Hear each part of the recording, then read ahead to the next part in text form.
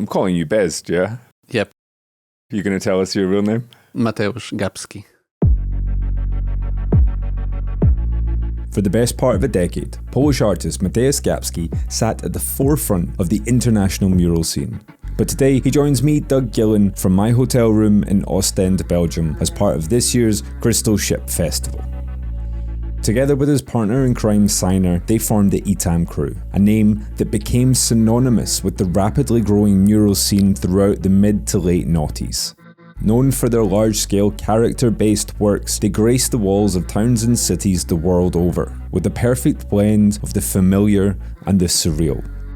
In more recent times, the dynamic duo have been focusing more on their solo endeavours, harnessing their own identities. In this final episode from the Crystal Ship, I sit down with BEZT as we delve into the past and look towards the future. Enjoy the episode. W życiu nieraz lądowałem na deskach i nie myślałem, gdzie popełniłem błąd. Tak wiele razy prosiłaś, żebym przestał, a coś w mojej głowie zakłócało twój głos. So we're sitting here, just for context for the listener, we're sitting here in my hotel room with what is, I would say, quite a questionable setup. It's a little bit on the creepy side. Does kind of look like the setting of a porno or a serial killer. It's Friday night, it's 6 o'clock. I'm having a beer, BEZT is having a Coke, and BEZT was about to tell me what happened the last time you drank alcohol. Seems like a good place to start. The last time was actually on the Christmas time. The whole family was in my house. So I have a grandfather. He's like 95 right now. Back then he was 90 or something like that. You know, he is like an old school Polish guy, so he can drink.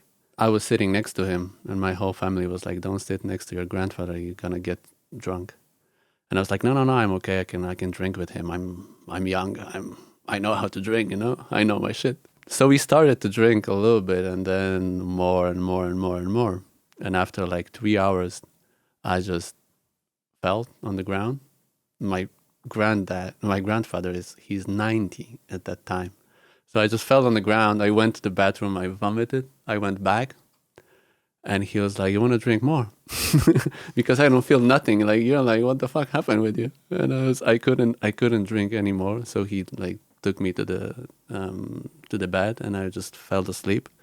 And then I wake up in the morning with a massive hangover. Like all the family was laughing at me because my grandfather that is 90 drank you under the table.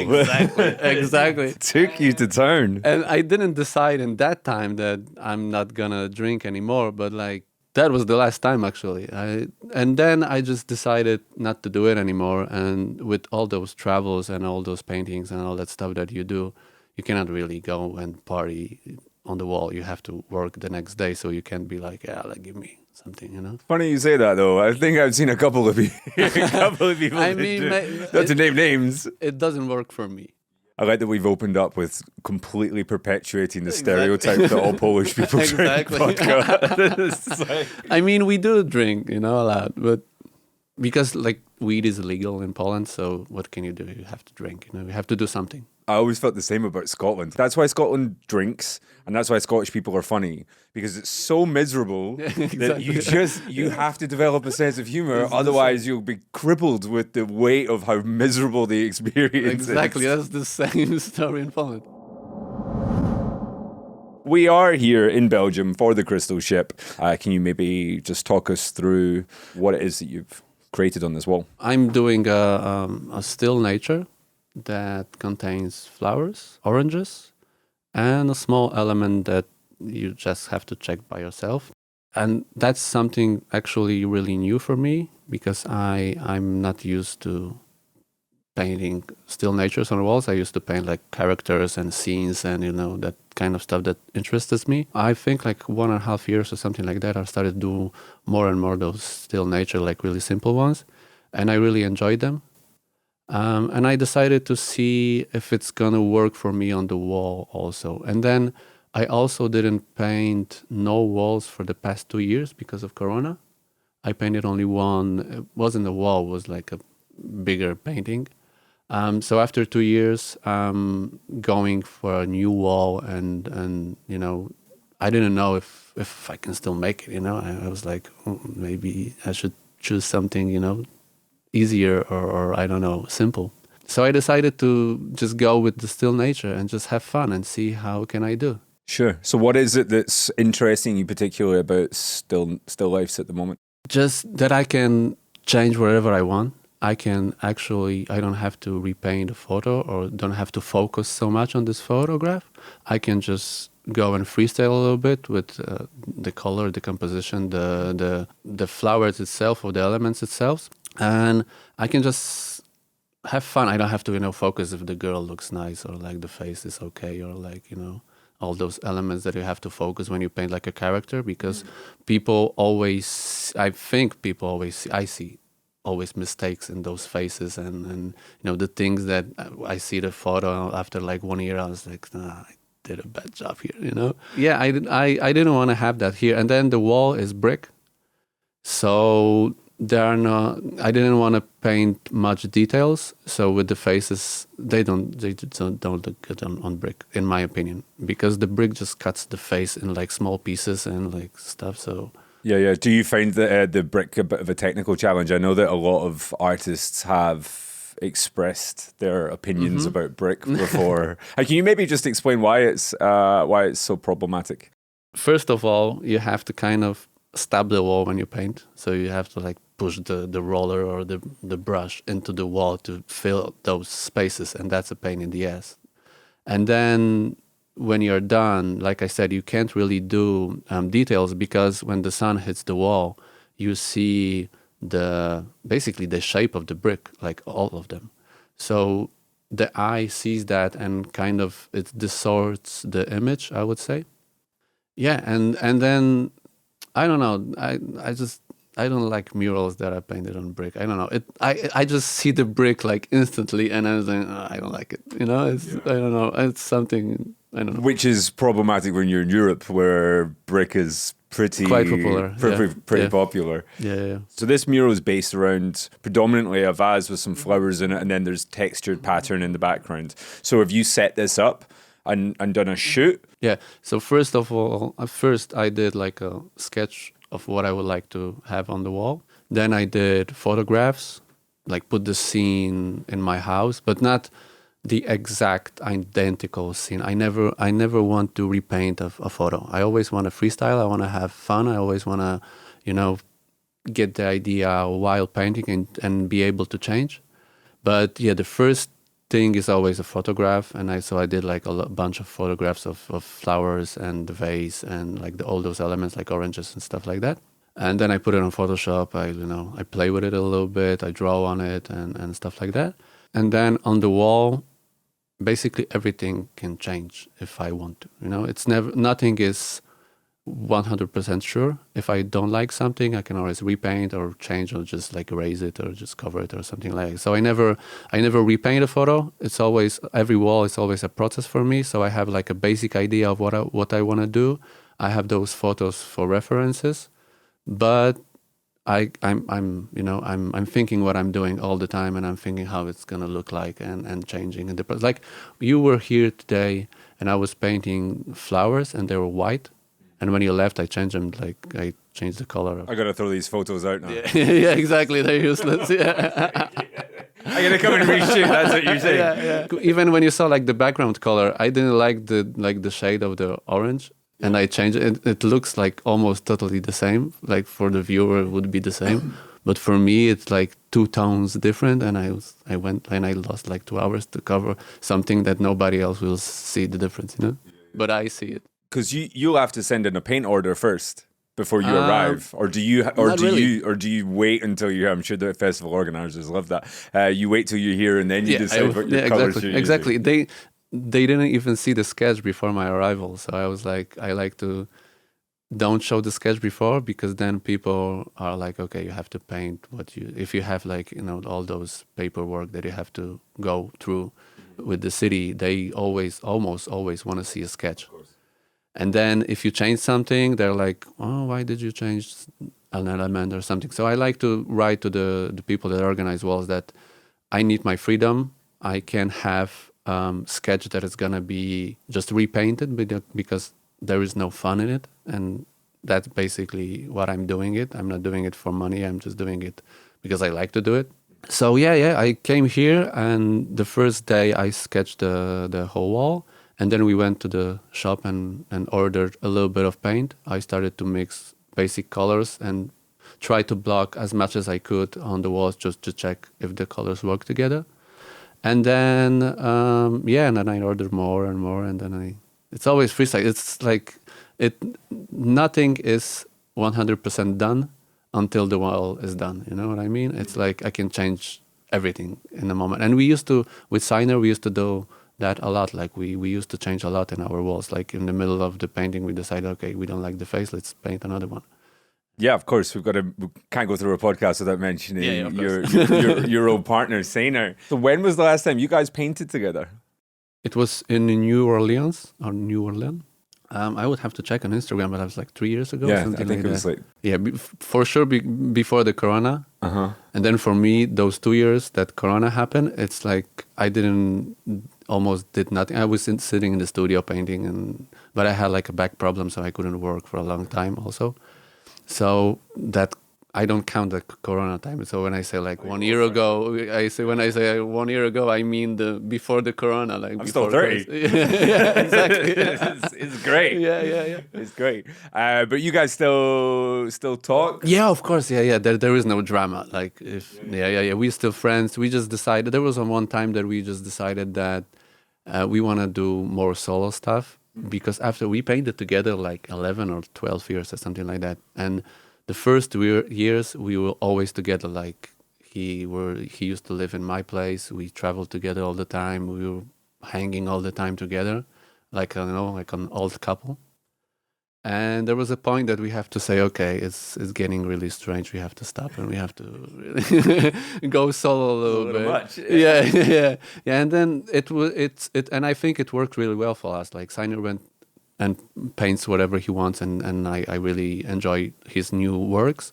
And I could go to my way and try my stuff and try the things that I was excited, but I couldn't really try. Because I don't know, like we always had to do like a brainstorm before the walls. I mean, I'm super interested in how one of the things that's so fucking fundamentally Etam is the fact that it feels like the hand of one artist. Yeah, that was the idea. It was never, okay, that's BEZT's bit, that's Signer's bit. It was always, here's a complete harmony between two artists. Yeah. So how did that process, how do you get that? By working together all the time, living together, and just hanging all the time, and having almost the same task. Like we have a story that is super funny. One time I don't remember where we were driving, but we were driving in a car and with my wife at that time, Natalia, and we were playing the game that you put like a card on your head, and then you have to discover which character you are. Yeah. So we with Signer played just two of us, and we put the same character in the same time, and it was Zordon from Power Rangers. So like the most random character ever, And at the same time, there was a point that we were like, okay, that's getting super strange. And that's what broke up Etam. No, but when we used to start, I was more, I would say like comic book kind of I painted like comic book characters and like funny guys and like stuff like that, and Signer was more realistic. So when we started, you could feel the difference between us, but we wanted to, like you said, we wanted to morph and like to be able to paint a nice mural and not be like, okay, this is me and this is you and this is visible. For me, it was just like, I don't know, maybe not stupid, but something that I didn't want it to do. I wanted to have like a nice, good work done, not to be, okay, that's me, that's you. And for me, the most important thing was to not be known by me, but to have the Etam Cru name be known for like, everyone from the street art world, let's say. That was my dream too. I mean, I think you did that. You managed to do that for quite a few years. Yeah, I put the bar really low. Now I don't know what to do. No, but we used to paint a lot, like a lot. And then we used to freestyle a lot on our walls. And that, I think, was really important for us, that we were able to mix our styles to create the Etam Cru style by freestyling, by working and painting and hanging together all the time. And yeah, we used to like go for festivals without any sketch or any idea, and go into the hotel room for the first day and just sit together for like 20 hours and just talk and, look at stuff on internet, have fun, and, sketch a little bit and talk about what do we want to paint. And it worked like really well. And then we did like a sketch that was like 5 centimeters on 5 centimeters. And then with the sketch, we went on the wall. We just painted. And that was it? Yeah. With the little thing? The first walls were like a super small sketches, just like few lines, and just like, okay, I want to like paint a character sitting here, and then, okay, so I'm going to paint like, something around him or something like that. And yeah, it worked really well. And the thing is that I really enjoyed in the process is that I always could trust Signer, that I knew that he's going to do like a really good job, so I don't have to look at him and like check him. And I think Signer did the same with me. So we never painted the same element together. He painted his own elements and I painted my own elements, but we painted it in a way to, like you said, to look like a one person would painting. But it was never like, you would paint the character and he would do the background. Or was it as contrasted as that? Well, yeah. Sometimes we did. Like normally, Signer used to do faces and hands, and I did like the body or like stuff like that, or like stuff around. And in New Orleans, I was just doing like I was doing the background. It was funny that you just mentioned that, because that was the first time I think I'd seen an Etam piece, and you could like, I'm a geek for this stuff, and it was the first time I could feel like there was two individual artists, because I was like, okay, this textile, this pattern, this fabric is coming, and this is completely different. And it started to feel something. Yeah, but that was because before the New Orleans, we didn't already work so much together. So there was a time that we already did go each ways. So you could feel that in New Orleans already, like that's mine, that's his. And that was a fucking big wall. That was massive. I don't know if you saw how I did the pattern, but you can check on Instagram that I was doing it with like a small brush, and I was just like just hitting the wall, like, so it's not covered with rollers, but just like, like a small brush, and just like that. So you guys are predominantly brushes? Yeah. Always? Yeah. And you'll never project? You never grid? No. How do you feel about them? Sometimes we did project. We did project in Australia when we had to change the wall in the middle of painting. I mean, I don't care.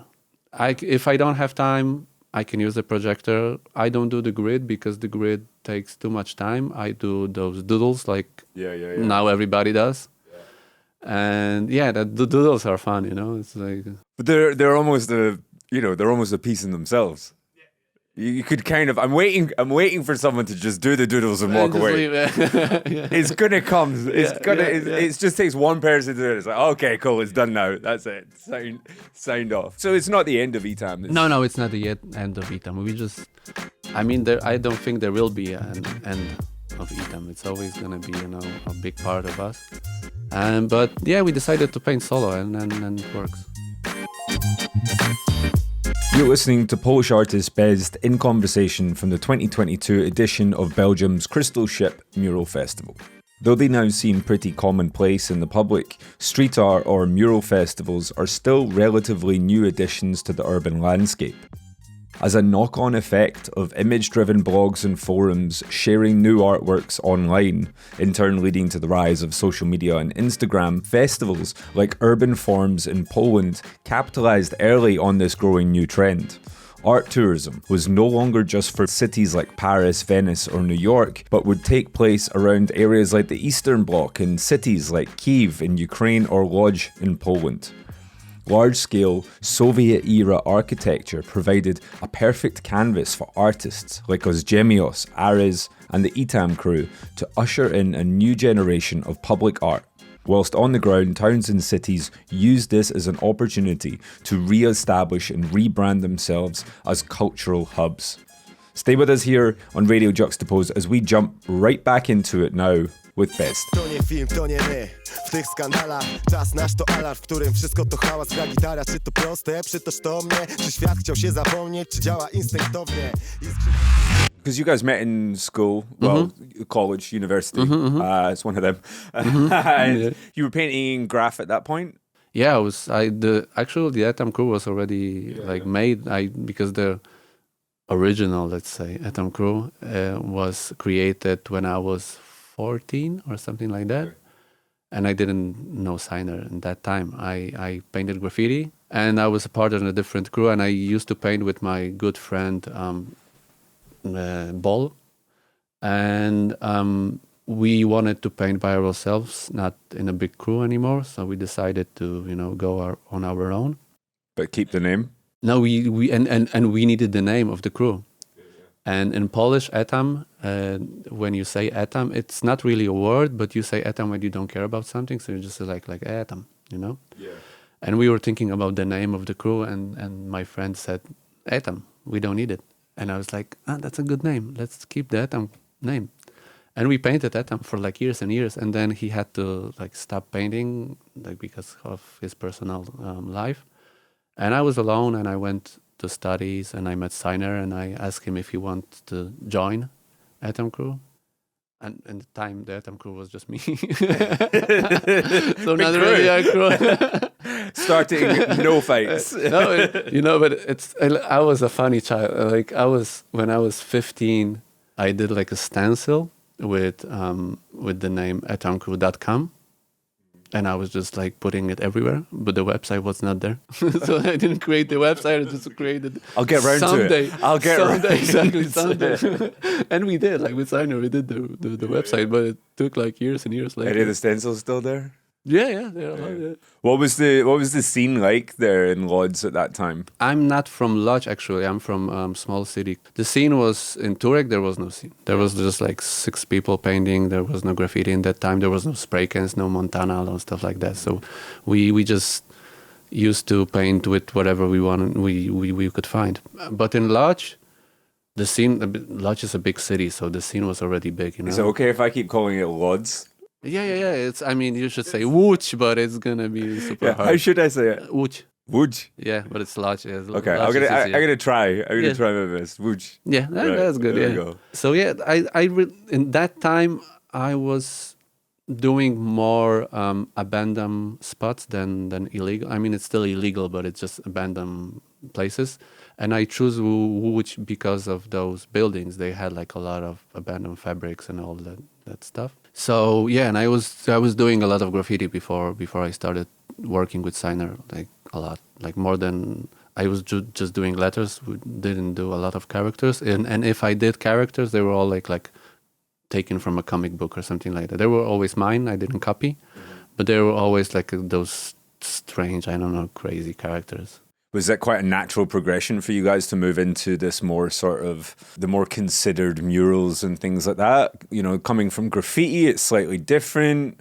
When I don't remember, I was 16 or something like that. I went to a graffiti jam in Bydgoszcz, and I just painted my letters and the characters. And then the people that organized the festival were looking for few people that they can work with, but not on creating graffiti, but to do something different, something more.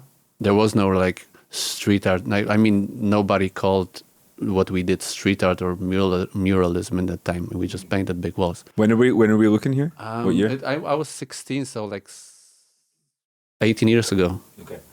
I'm 35 now. So Yeah. I was doing the maths. Thanks. Yeah. just helped me out there. And so I went to the graffiti jam. I met the people, and then they invited me to paint with a crew called Spectrum from Ostend. In that time, they were gods for me. I knew all those works, and they were totally different than the graffiti scene. They were you should check total abstract. And Robert Proch and Mr. Payne from Bydgoszcz, and we did it was 2 or 3 floors high building, and that was the first, let's say, mural that I did. And then I think we did few other walls. And at the same time, no, I was older because then I met Signer when I was 9, so I was 17 or 18, something like that. And then when I met Signer, I asked him if he want to go with me to paint those big walls, and he said, "Yeah, let's go." And we did a couple of them, like 4 or 5 in Bydgoszcz, and one of them was 11 floors. So it was, and that time it was like a huge building. We did it in 7 people. But there was something that pushed us in those big buildings. And then in Lodz, Michał Wierzyński created urban forms. Mm-hmm. And we did first walls with him, those big ones that we did. Like, I mean, the festival was not there, but there was a plan for the festival. So he invited us to paint the first one so the city could, see how it's going to look like how what are the murals. I was interested about that. Which came first with urban forms? Did the festival come because of the street scene, or did the festival come and then a street scene grew around it? The festival first, I would say. I mean, we already did paint some walls, so I think we were the first one that were invited to create the walls. But the scene was originated after the urban forms was created. So how do you think that festival then impacted the city? I mean it. Yeah, a lot. I mean, we had not we. Urban Forms had I remember now with 40 murals in the end or something like that, and the quality back in those days was really high because there were no the scene was 20 people or something like that in the whole world, For sure. And they used to invite really good artists that you can look and you can check, and for us was just something super special. How does it look today then? I mean, Michał is not working anymore with Urban Forms. I don't have a good connection with them anymore. Yeah. I've just been Lodz in general. Is it still? Do you see quite an active scene there, sort of off the back of this legacy, or No, I don't think so. There is a lot of graffiti, but the mural scene, I'm not so much interested right now in what's happening in Lodz. I don't live there. I don't visit Lodz often. Do you think this is maybe just a sign of the way that mural festivals have gone, and actually the bigger cities have now just come in and they've got so much money that the big artists go to all these ones? Or because it was at one point this was such a destination for art tourism. And it was definitely you guys at the heart of this, going and seeing these murals that nobody had ever really seen before being painted in this way. We're here at a mural festival, and I'm just kind of trying to weigh up, what mural festivals look like now compared to how they kind of were at the start. I would say it didn't change much. I right now I like to work more on not festivals, but more, I would say, private walls. So people invite just us, or just few people. So a small group of people, and it's more private. It's more intimate, I would say. And those big festivals are always 20 people, and it's jungling from one artist to another. And I mean, it's still, here it's really well organized, but it's not often that it's well organized. And right now it's got so popular. I mean, I don't want to be a hater, but I think they're just a little bit it's with everything. When you have when something originates, so you have all those people that are really interested in painting murals, and they are they put all their hearts into it. And they build a scene for the new ones, and the new people come. And the new is not always good. It's just no. I mean, I'm happy that it turned to the scene that we have now. That we have I don't know how many artists now, but almost everybody painted a mural right now. Back in the days, and I know it sounds bad. But we were just few, it was a different feeling when you had only 20 or 30 people around the world that was just creating those murals. Almost all of them originated from graffiti, and it was, I don't know, it had a little bit of different vibe, more punk rock kind of, style, and now it's just like those big companies came, like big festivals are coming, and money is in, and it's a good thing to be well paid for a mural, but it's double-edged. yeah, exactly. For you then, as an artist, what are you looking for in a project? For a good wall, that's the most important part, not brick. Unless it's in Belgium. Yeah. No, I mean, they actually tricked me because I had a Here it comes. I had a different wall. I had a different wall. At the beginning, I had a different wall, and we had to change like 4 days before my arrival because it was covered in asbestos. Oh, fuck. Yeah, so asbestos. So it was like, you want to paint the asbestos or the brick one? The brick one. I'll take my chances with the brick. Exactly. Oh, fuck. I don't remember the question now. You caught me off guard while I was looking at something else. So that as soon as I turned my head, I'm like, no, I don't fucking know the question. No, the question was originally, what do you look for in a project? Okay, yeah. So yeah, the wall is the most important part, and I like to check who is invited to, to see who I'm gonna be with. If like I came here, and I mean I shouldn't be saying that, but I came here because Broken Fingers was invited, and I just saw them on the list, and I was like, I need to meet those guys. We didn't meet, like, they paint this, like, 12 years or, like, 15 years, and we never met, and I was like, I need to finally meet those guys because I'm a huge fan of them. Was it everything you hoped for? Basically, yeah. Because I saw the brick wall, and I was like, okay, let's go and meet the Broken Fingers. Yeah. I gotta get something from this fucking trip. Exactly, yeah. No, but the most important part for me is the wall, basically. Because you never know how it's going to be organized. They can tell you everything you want to hear, and then you come on site, and sometimes it's good, sometimes it's not. But the wall is the thing that I'm looking for. So what changes then when it's just you? Like I said, it's more private. I don't know. It's what changes? That's a good question, actually. I'm going to give you 2 seconds to think about that while I grab a beer. Yeah. Go. Stay with us here on Radio Juxtapoz. Exactly. We're going to take a short break. Exactly.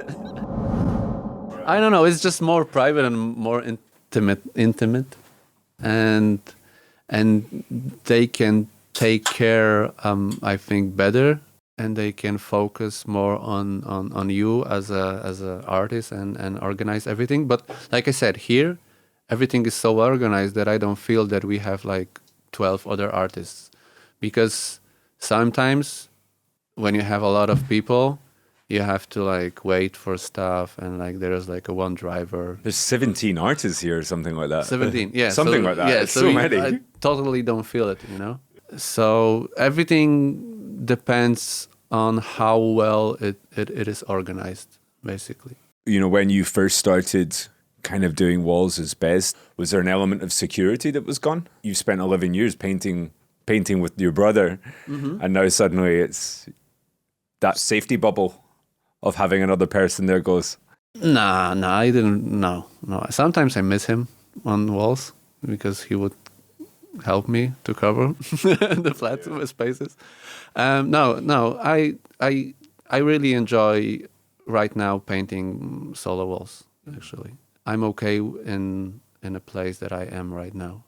One of the things that really interests me about your work is this kind of, and we were talking yesterday, and it was funny because you'd said kind of what I was hoping you would say is this idea of trying to create something that feels inherently flat. But it's not, because there's light in there. There's this sort of an added cinematic depth. You've got a flat color palette that's chosen to be muted, but then in comes this sort of highlight and shadow contrast, and you're getting a different world. Now, like you mentioned earlier with the flowers, that you would shoot these scenes. Is this the same for all of your canvases, for your murals? Will you always set up these scenes and shoot them? Yeah, I try to always shoot photos before. So even if I need like a model, I used to let's say use my wife as a model, and so I made photos of her, and then if I need it, I change the face or like find a face on the internet or whatever. I always start with a small sketch, then photographs, then sketch it one more time and play with it a little bit. But yeah, but when I do sketches, I kind of sample like in hip hop. So you take something that is already there and you just change it and you create something new from, because like I don't think we, like with internet right now, you can like connect everything to everything. Like, okay, you see a painting and you're like, okay, it looks like something that was already done. So it's never like a new thing, you know, not anymore, I think. But you can use elements, and I like to go on like Pinterest and like, you know, Google and just Google images and just take them and just recreate them in my own way, change them to not look like the like in hip hop, like in samples, you know, like you take a sample, you cut it, you change it, and then you create something new with it. I do that with like patterns. I do that with all that elements that I have. Like if I want to paint like an elephant, I will not go to Africa and make photographs. I just, you know, download it from in Google, and then I just, you know, resketch it and change it how I want it, you know. Give them some slightly longer legs, exactly. a weirder Like, looking trunk. You can do whatever you want, basically. So something that, I like to call it sampling, like in hip hop. Yeah, no, I like that because it totally connects back to this idea of graffiti. Yeah, graffiti exactly. coming from the street, as street culture. So what about the light then? Because I think that's such an important part of your work. Is this something that you're actively engaging with? Are you studying this? I study light and shadow. I like to play with shadow and light. I really do, and I like to paint dark paintings, and I like to paint stuff that it's in the shadow, not in the light. And I really like the shadow. I really like the colors that are like, because they are like the colors that you cannot even, sometimes I cannot imagine that's the color that I'm gonna use, you know. Sometimes it's like you find those new connections between colors when you put them in the shadow. In the light it's easy. It's like, you know, you have those basic colors. But in the shadow, all the magic happens, like all those like dark grays and like, you know, all that stuff that it's not doable when you have light colors. And I don't know, I just like to play with the shadow like a lot. Is this like idea just literally just coming from Pinterest and looking at things? Are you looking at cinematic references? Are you looking at, is there any particular books or theories or people that you're following or something like that? Just in case someone's listening to this thinking, fuck, I completely, that's something I want to learn more about. I'm just trying to think, if I was listening to this, like, where would I begin my journey for looking into how to understand more about light and dark? No, you just have to look on everything and just, you know, and I don't have no particular advice or like a person that I follow, but I think like everything that you look at goes into your brain and gets recreated somehow. So even if you don't think about something, but you saw something, sometimes it's like getting the same idea in like two places on each side of the world. Like sometimes you get an idea for a painting, and then you look for references or stuff like that, and you see like somebody already did almost the same thing.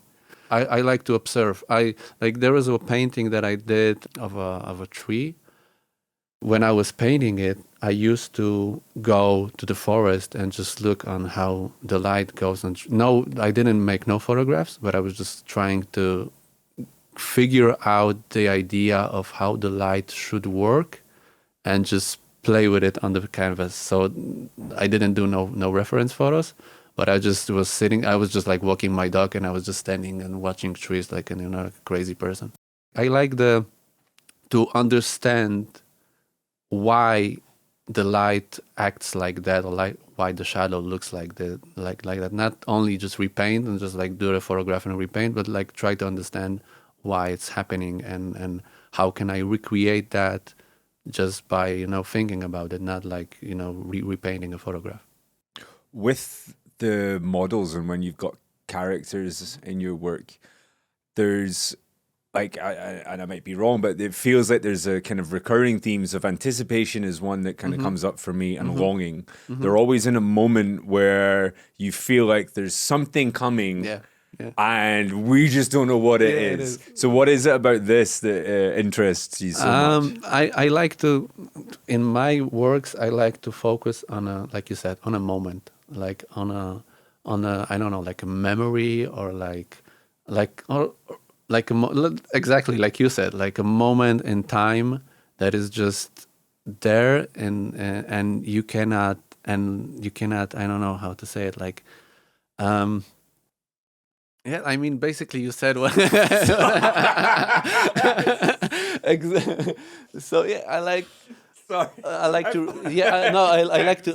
Yeah, perfect. I like to recreate moments, and I like to recreate feelings, and connect it to that moment. But I don't like to explain why I painted something. I like to see how the viewers react, because people have their own memories, their own, their own life, and their own connections with something. I can think about like an element in this way, and somebody else will see the same element and will think totally different thing. But I like to open my works to interpretation, and yeah, but I don't know. It's something that it comes just from me. I never think about like, okay, I need like a twist in a painting or something. It's just always Like a punchline or yeah, something yeah, like like that. a punchline. Yeah. It's always something that is really natural for me, and I like to add those elements that kind of create the feeling, like you said, that you don't know what's gonna happen in like like a second, or like waiting for something and stuff like that. I really like that kind of feeling. I don't know. It's something that.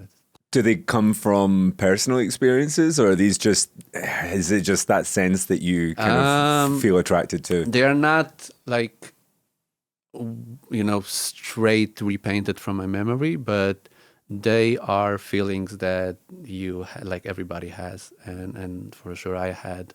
So it comes from my life for sure. So all those you can say that all those characters, the woman characters, are kind of me, in a way of like feeling the moment and like having the moment, being in the moment. Is there one that you feel particularly attached to? No. I have ones that I hate. But I'm not gonna say which one. I'm not gonna say which ones, because somebody bought it. No, there is no particular one that I really It's a process. It never stops for me. So I don't want to be stuck in one idea and try to recreate the idea. I want to try something different all the time, or at least as much as I can in a style that I'm painting. Because like Aris said, style is the limit. Nice. We've got a couple of name checks in here today. Yeah. How do you feel when you see your old murals? Depends on the mural. Yeah, some of them I really like, and some of them are really done really well, and some of them if I could, I would love to come back and just repaint it, like not erase it, just paint the same theme, but like I know where I did my mistakes after I finished, because I like to look on my works after like a month or two, and then be like, okay, that was a good wall, or like be like, I would change this, that, and then that, and yeah, I would. Yeah, there was like two that I would just like recreate, like for free, and just like go and pay for my own ticket and just be like repaint them. Oh, I'm gonna ask you off mic. I'm definitely gonna ask you about that. How do you feel then about the labels that get often attached to this scene, or artists from this scene, street artist, muralist? Do they bother you now that you're 35? And as if I look back on your work, and if I look particularly with Etam and with you as an individual, what I find so telling, and sorry to just kind of jump in, it's like it's almost like a kind of a chronological. It's like you're growing up. Almost as you get older, suddenly the tastes change, the subject matter changes. It goes from graphic into a more painterly approach. Suddenly the textiles and all these things, you're doing a still life now. And I think if you had asked 16-year-old BEZT, still life, that's whack. I'm not doing that. Exactly. Yeah. I get that sense. I've almost forgotten my question now, because I just started talking about other shit. There was a question in there. Yeah.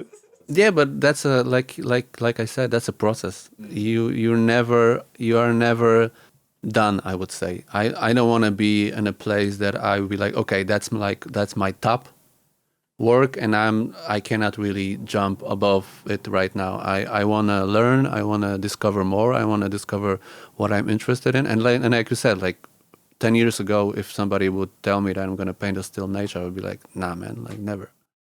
I remembered the fucking question. How do you feel? That's why I forgot it, because it was nothing to do with what I started talking about. How do you feel about the labels street artists and murals?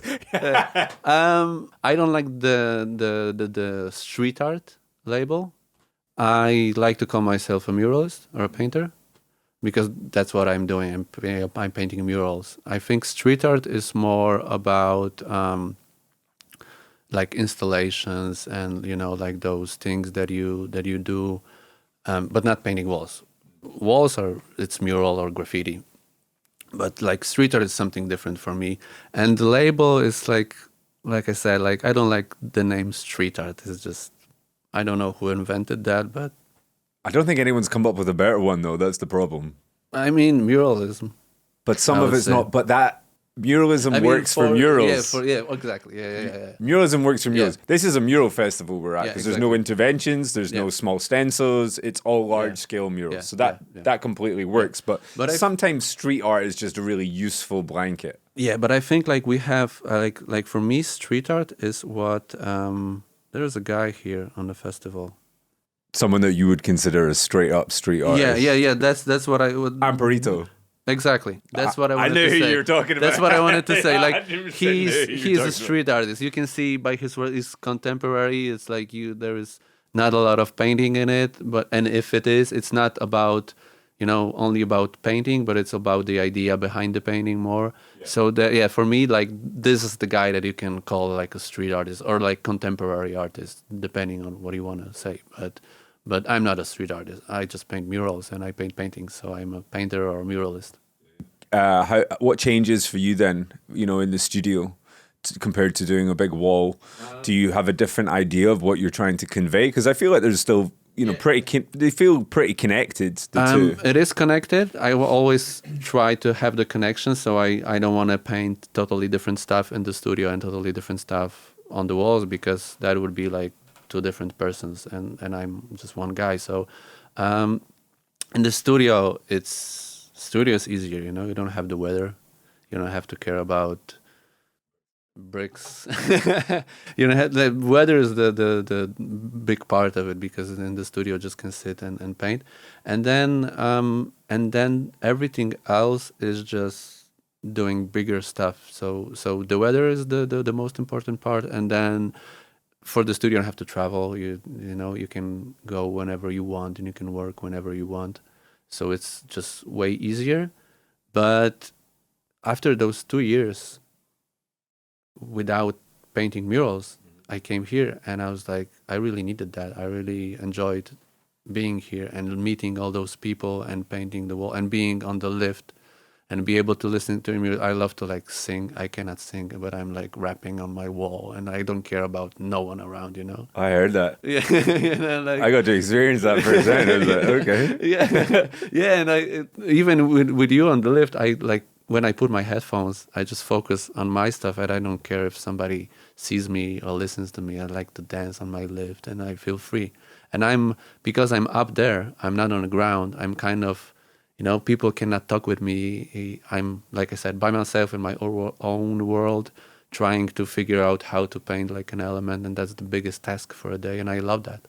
There was one element that I think we kind of talked about earlier, about the use of textiles and fabrics and things like that. So, like in this mural that you've created here in Belgium, like we said earlier, there's the two components. There's the vase, and then there's the background, these patterns. And I've seen this idea of these patterns and these fabrics kind of creep into a couple of pieces of your work recently. What interests you about them, and are they coming from somewhere in particular? Actually, I used patterns from the beginning of, even with the Etam Cru, I used a lot of patterns, but they were not so visible, I would say. They were just like one of those elements, and there were all, I would say, more elements. They were more important than the pattern. But I don't know. I don't know. There was a moment, I cannot tell when and why, but I got just sucked into those patterns. I just love them. I have I have books about patterns. I on my computer, when you like check my my space, it's like half of those photos are just patterns, and I don't know. I just like to play with them. I like the feeling of painting a pattern that you can not actually like don't think about it because it's almost flat all the time. I kind of do it, maybe not always the same, but I have a kind of like a style of a pattern that I like. And then I don't know. I just feel like they work for me, and they're like a nice element of the composition. And I don't know. It's just I just started doing them, and I really enjoy to do them. Sure. Yeah. So they're not coming from a particular... No, there is no idea behind. It's funny because they almost feel like they're kind of traditional Polish patterns. No. They're like different ones. Everything is remixed. Yeah, exactly. Everything is a sample, and everything is... If it works for me on a particular work, I just use it. I don't think what does that mean or like how people can... see the pattern. I just use it as an element. For you then, do these ideas and like how much does the location play into your...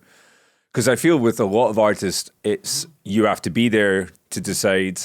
And with you guys, I think you're actually one of the few artists that I feel like really successfully get away with this idea of something more universal, where actually this wall could be in Copenhagen or it could be in Miami, and actually it wouldn't necessarily matter. And yeah, that's the thing that I really like, that there are a lot of people that, like you said, like come and just see the surrounding and try to incorporate something that it's from the city. And I hate that.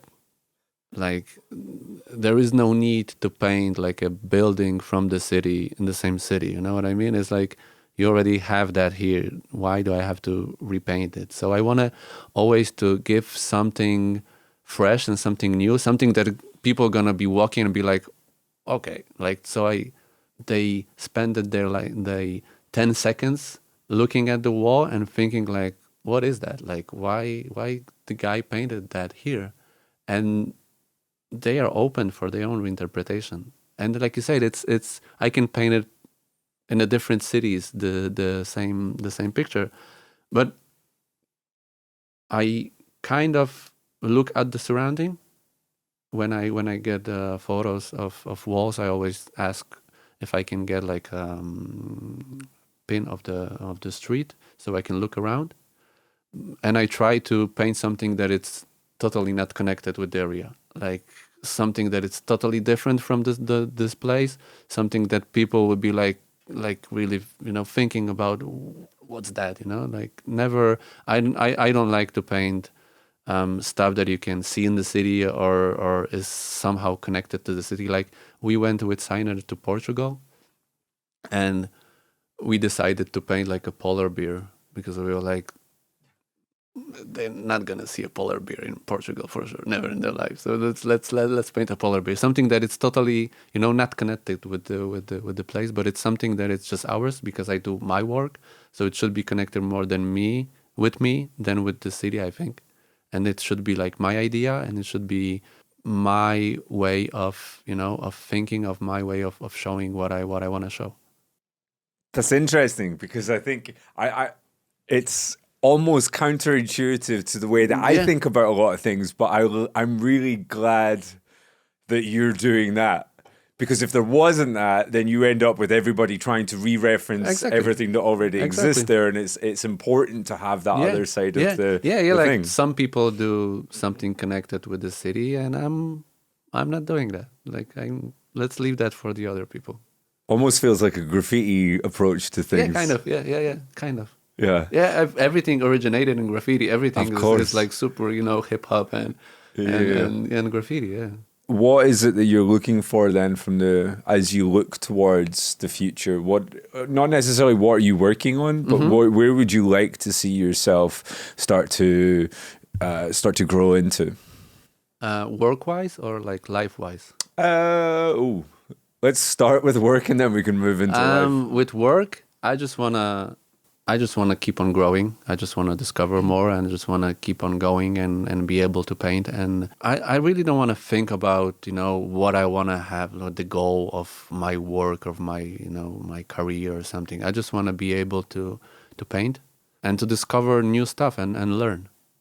And it's the same in painting and in life. You wanna, grow and learn and discover. But in life, I want to be in my house in the forest and just painting and just like. Before because we've been talking for like an hour now, we've mentioned it. You're back in your hometown. Obviously, sounds like it's pretty far removed from the rest of the sort of street art, muralism, contemporary art world. So what is this setup and what is it about that you thrive on? I just like to paint, and that's it, basically. And I came back to my hometown because I know those people from the time when I was a child. I have my parents there, so I have my closest friends and my family there. And I like that they don't think about me as BEZT, but they think about me as Mateusz, so they don't care if I'm painting or like if I'm traveling or whatever. I'm just, like a friend of theirs. And I really like that. And I didn't feel that when I was living in like Warsaw or Lodz, because you were always the guy from the Etam Cru, And here I can be myself, and whatever I do in my life, I can, I'm still gonna have the same friends, and I can do whatever I want.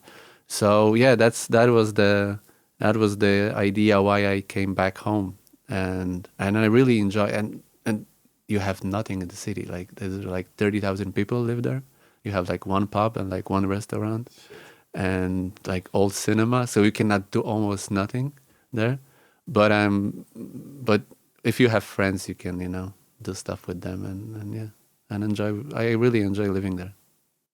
BEZT, thank you for joining us today. Appreciate that, man. Thank you. Anything else you want to say? No, fuck the police. That is it from our series with this year's edition of the Crystal Ship Festival from sunny Ostend in Belgium. Thank you once again to the whole team for looking after us and making this happen. You can follow all the work from this year's edition, including BEZT, of course, over on Instagram. We'll be sure to put all the links in the show notes. Music for this episode has come from Polish groups Gruby Mielski and POE. I hope I've said that right. It has been edited and produced by myself, Doug Gillen. Evan Preco will be back with us soon. We've got an Evan-shaped void in this podcast at the moment. Let's fill it. Please do let us know if you've got any guests, artists or otherwise that you'd love us to interview. Thank you as always for your continued support for this project as we try to build the podcast and just make it the best that it can possibly be. Till we next speak, take care of yourselves and each other.